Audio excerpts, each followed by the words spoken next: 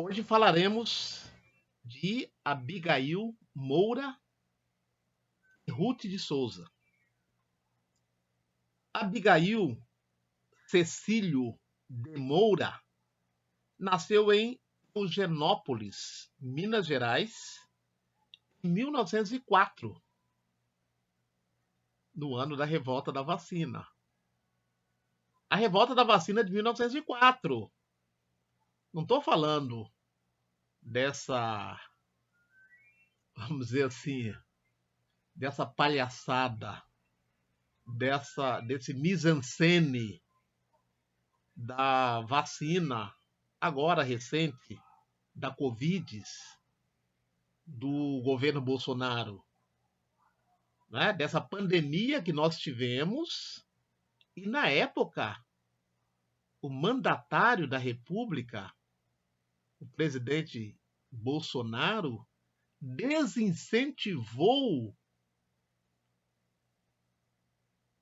a vacinação, negando a ciência. Mas, em 1904, no início do século XX, houve no Rio de Janeiro uma revolta contra a vacina, que ficou conhecido na historiografia brasileira como Revolta da Vacina.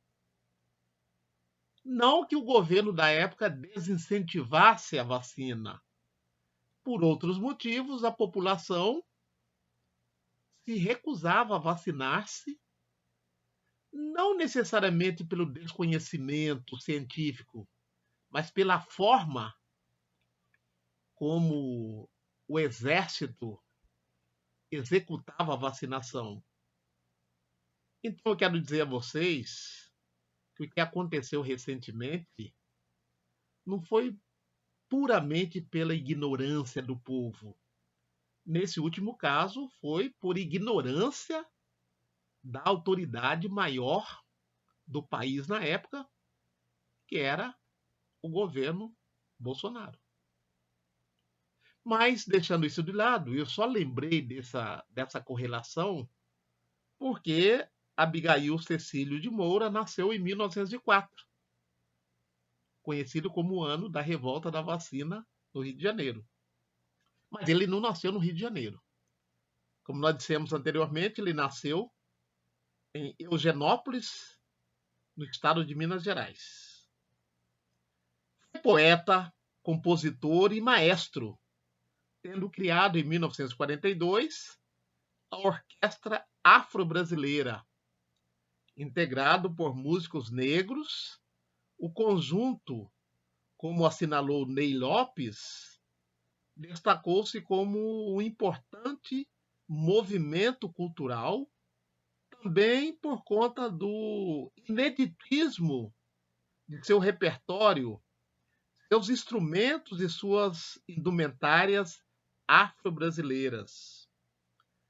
Ele produziu a trilha sonora de eventos culturais e políticos renomados como a Conferência Nacional do Negro, de 1949, e o Congresso do Negro Brasileiro, de 1950, ambos organizados por Abdias do Nascimento, que nós já tivemos oportunidades de apresentar a biografia e a trajetória de vida dele nesse canal.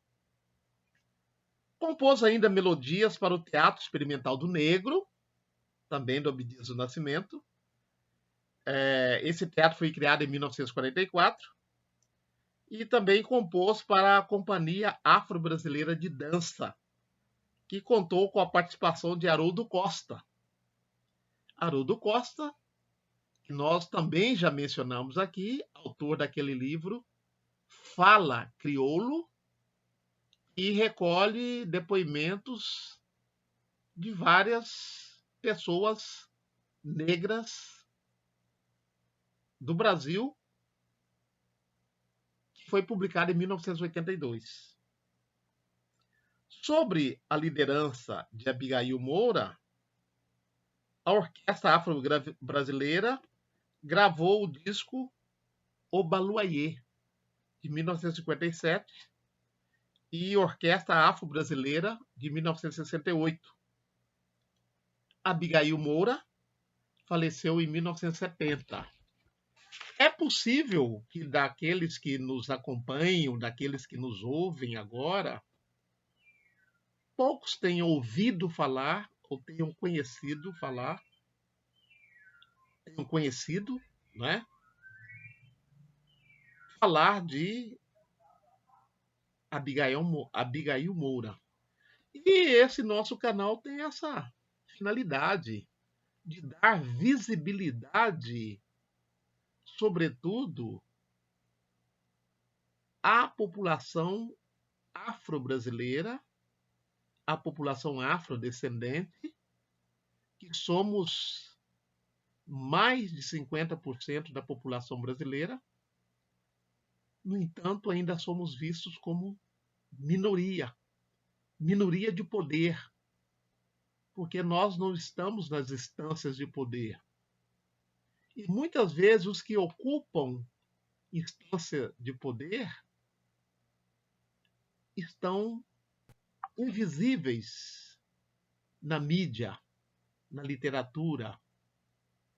Por isso, a necessidade de apresentar aqui artistas intelectuais que construíram esse país e, por carregarem a cor preta ou pardo, foram embranquecidos, como Machado de Assis, entre outros, ou foram simplesmente esquecidos, excluídos da história oficial e dos meios de comunicação.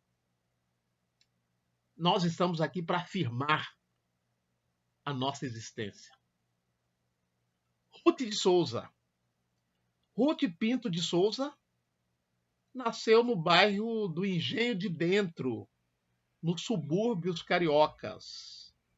No entanto, até os 9 anos foi criada numa fazenda em Minas Gerais, da qual saiu apenas após a morte do pai.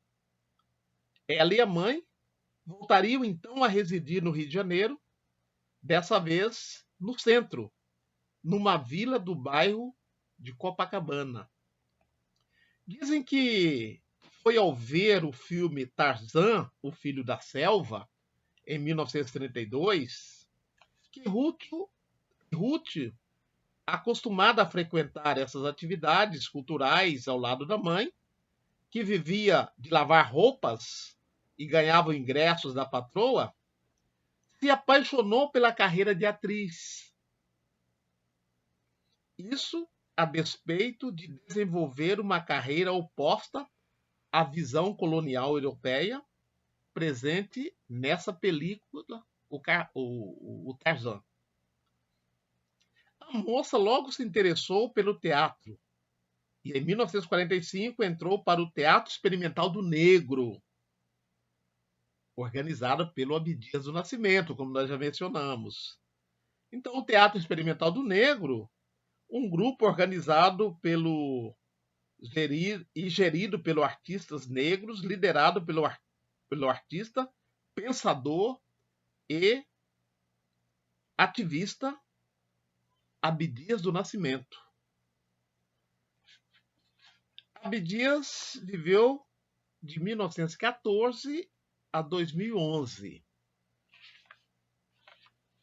Por outro lado, Ruth de Souza participou de um teatro contestador, cheio de inovações cênicas e voltado para a denúncia contra o racismo e a exclusão dos negros na sociedade brasileira.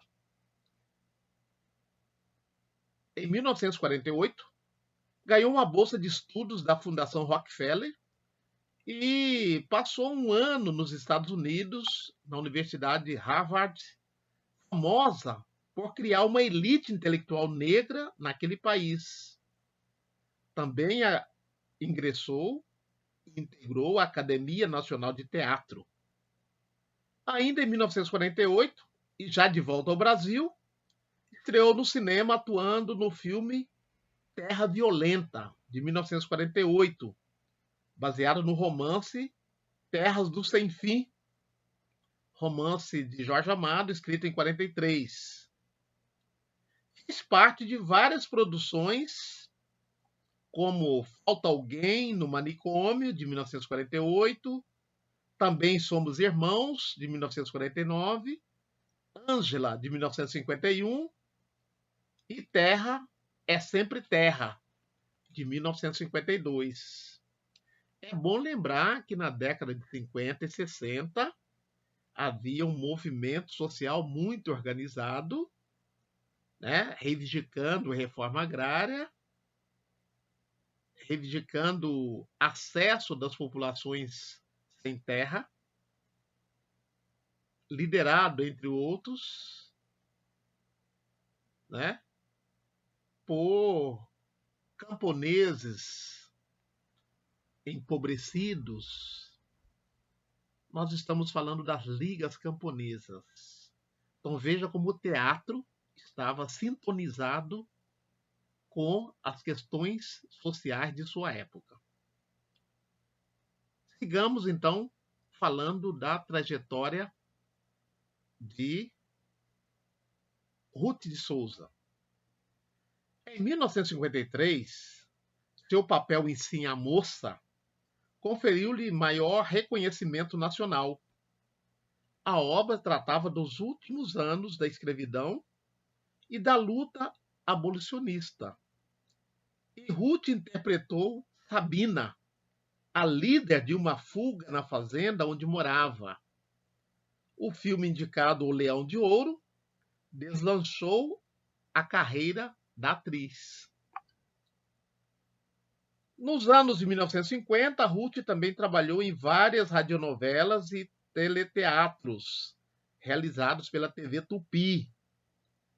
Na década seguinte, sua atuação na telenovela A Deusa Vencida obteve grande destaque e fez com que seu nome ganhasse ainda mais evidência.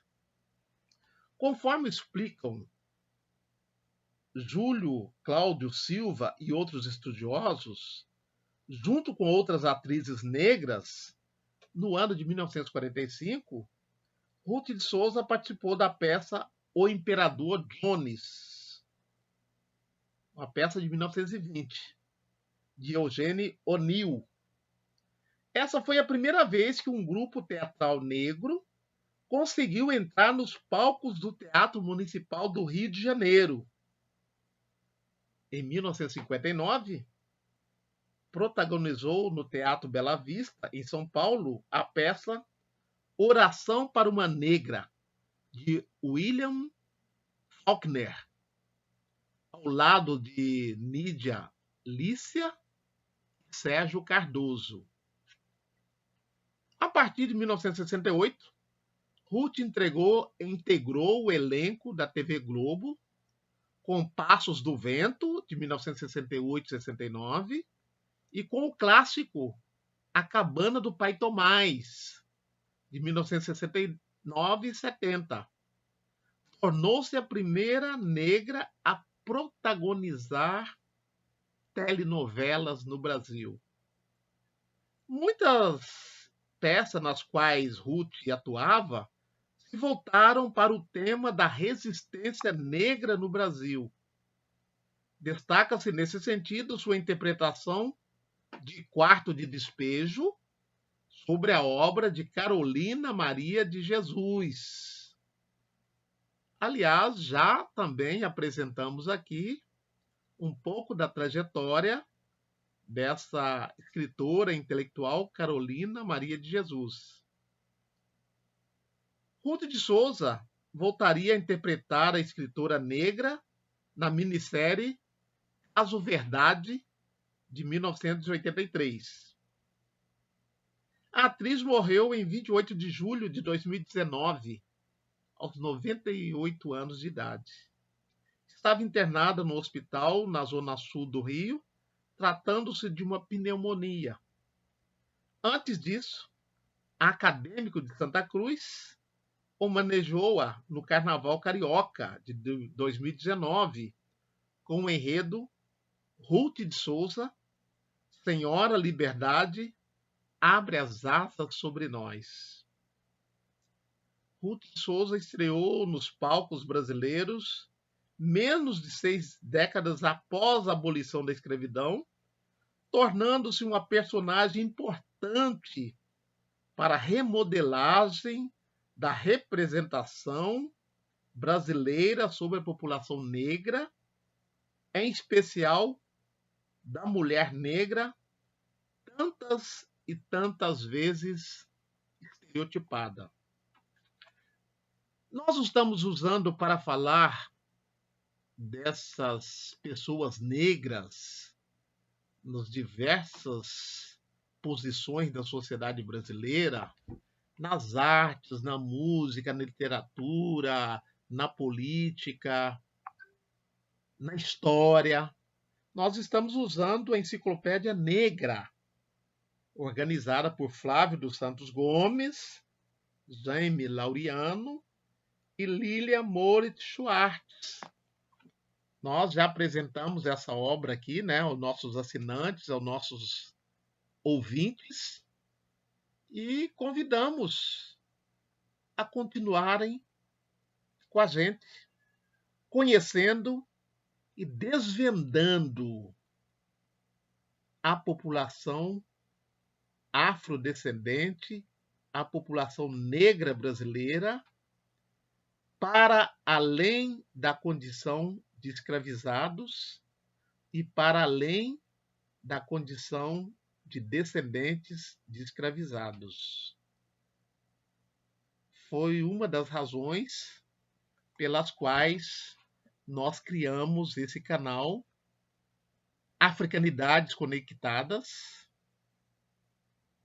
e apresentamos, no mínimo 2 vezes por semana, alguma pesquisa, alguma trajetória, alguma temática em nível nacional, internacional e local acerca desse grupo humano. Continue conosco. Divulguem nosso canal. Comentem. Opinem. Sugiram também temas de seus interesses. Axé.